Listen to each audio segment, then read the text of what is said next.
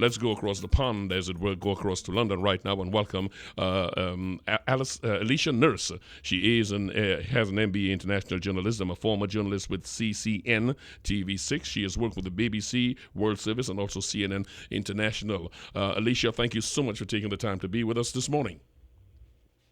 No problem. Good morning. It is good to have you with us. We are waking up at a time, you are waking up in a time where Britons, and they have a chance to look at the referendum that they just voted on to leave the European Union. It is, to what I'm hearing, bringing about a lot of buyer remorse. I want to start this from start at the beginning, as it were. I know that's redundant. Let's start by me asking you, why was the referendum called in the first place? All right, so basically, it was an election promise. Prime Minister David Cameron had talked about what he described as a lot of disillusionment with the UK being part of the EU.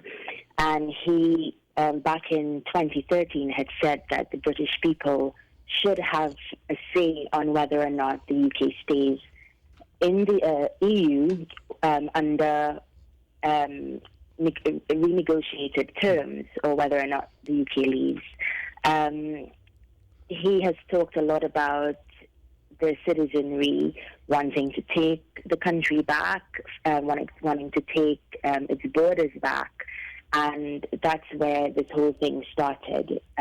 Just the Prime Minister wanting to give the public a say on whether or not the country should stay in, because a lot of British people feel that they've lost their country to the EU. Well, a couple of things I want to raise there. It's interesting that you say that, because 2013, that was the position of Mr. Cameron. A reality hit him. He realized that we cannot survive as successfully without our partners. So he ended up being the advocate, the central figure, the poster child for staying in the EU, even though initially he questioned it. Now, so I understand his situation, his change of position, and that would have led to him saying, listen, this is I messed this up, because he really did, I think. I do want to ask you this, however. Did the English citizenry understand what was at stake? Because on the one instance, we get the feeling that folks were very worried about people taking over their country, which is immigration, the immigration question. And I wonder if they saw all the ramifications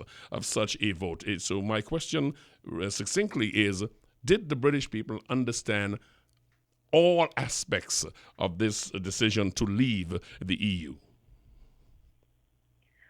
Well, I would want to say, despite the remorse that we're seeing and hearing now, I would want to believe that the public was well informed, because there have been so many. There's been so much discourse in the public domain for the past couple of years about the pros and cons of staying and leaving, and we've been hearing from all sides. And so it's hard to think that the public didn't know what was at stake. But as to the question of what was at stake, I think that is quite subjective, because it will vary depending on who you ask. A lot of the conversation has happened has been around, the economy, the NHS, immigration.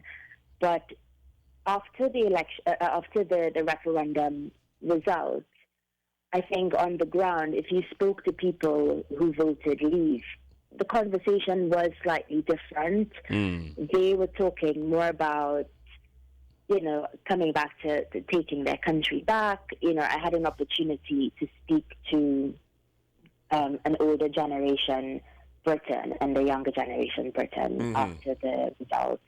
And the sentiment was pretty much the same. The younger person said to me that she was very much for the country being governed by a system that would look after the interests of local people. So they want a local government for local people. And the sentiments expressed by the older generation Britain weren't that different. He basically said to me, he doesn't recognize the country that he lives in now. It's not the same country that he grew up in. And so while I think people who voted leave, they understood that there might be implications for the economy, for the job market, policy making and so forth, I think really the overarching thing for them, what was at stake was the future of their country, taking their country back. So it depends on who you ask. A lot of the people who voted stay, are a lot of young people who believe in, immigration and supporting the job market, who they focus more on the positive sides of, how immigration has impacted the economy, for instance. Yeah, Alisha More Nurse. jobs, it means that they're able to... Mm-hmm. No, I was just about to say the voice you're hearing is that of Alisha Nurse. She's a former journalist here in Trinidad and Tobago, has worked with the BBC World Service and CNN International. We have the opportunity to speak with her. There are many who are looking in, like the Vice Chancellor of the University of the West Indies, Hilary Beckles, who makes a statement reaching the limits of emotional despair over how to manage its post-imperial ethnic nationalism and challenge to participate in a global world as an equal partner. The British have retreated to their traditional identity base at the expense of other considerations, which is to say they seek to keep their pure dealing, and that is his opinion. There is an internet petition, however, right now to have the Parliament consider vacating the results of the referendum. What can you tell us about that? So this is really interesting because right after the referendum result came out, we started hearing about this online petition urging the government to hold, a second referendum or to take some measure to, turn back the clock for, if I may. So far, it's garnered over 2 million signatures. But the interesting thing that we're hearing today is that this online petition was actually started by somebody who voted Leave. What this person claims is that he started the petition months ago when he thought that the vote to leave would fail, and that now he's claiming the petition has been hijacked by stay voters. So this is, All right, that question about that, we may as well leave that alone. Can the Parliament vacate the decision of the citizenry via this referendum constitutionally? I'm sorry, say again? Can the Parliament vacate this decision, not follow the results of this referendum? Do they have the constitutional power to do that? Absolutely. I mean, the thing to remember is the referendum is not legally binding. Parliament still has to pass laws to get the UK out of the EU, and, the withdrawal agreement has to be ratified by the Parliament, and the Parliament could vote against ratification. I mean, we're already hearing today Scotland says it might go this route of voting against ratification.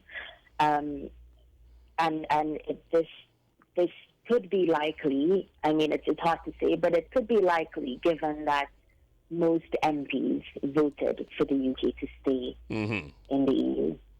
So we are looking at Northern Ireland, we're looking at Wales rumbling, we're looking at, in fact, Scotland saying we're out. So the UK itself is in a tiff, as it were, as it relates to this. Just in conclusion, Alisha Nurse, can you tell me about the decision of the Prime Minister to say, I'm out of here until the party I'm going to stay along, however, as a caretaker until the party gets a brand new leader. Lame duck government is what we're looking at here. What is his fate? How do you think history will remember him? Because many are saying this was a major blunder on his part. Yes, I think a lot of the people who voted stay feel it's a big mistake, feel that we'll be reeling from its effects, for generations to come. I mean, personally, I think one of the biggest things that people aren't really directly talking about, but it's quite evident, is that this referendum has revealed a huge divide across the country. And, I think people are more disenchanted now. You listen to people, being interviewed by the media, and they talk about losing faith in politics, losing faith in humanity. And I think, I think there's just a lot of negative, hurtful feelings going around, and it just remains to be seen what the effects will be for the UK once the UK manages to pull out of the EU, if it does in fact happen. Because we have no idea, and we can't really predict what the future holds. We have no idea what kind of deal the UK is going to make with the EU, how this is going to affect jobs and the free movement of labour. This is a really, really big thing that we could still be reeling from for years to come. Alisha Nurse, thank you so much for taking the time to be with us. Continued. And of course, when you visit here, we would like to see you. But thank you so much for providing some clarity and some context to us this morning. You have yourself a wonderful day. Thank you so much. Thank you. Bye-bye. All right, thank you. That's Alisha Nurse in London, a former journalist with local outlet here, CCN TV, also a journalist with the BBC and CNN International. It's currently 15 minutes away from the top of the hour. We're going to take a break and come back and talk economics and the decision of the exit from the European Union after this.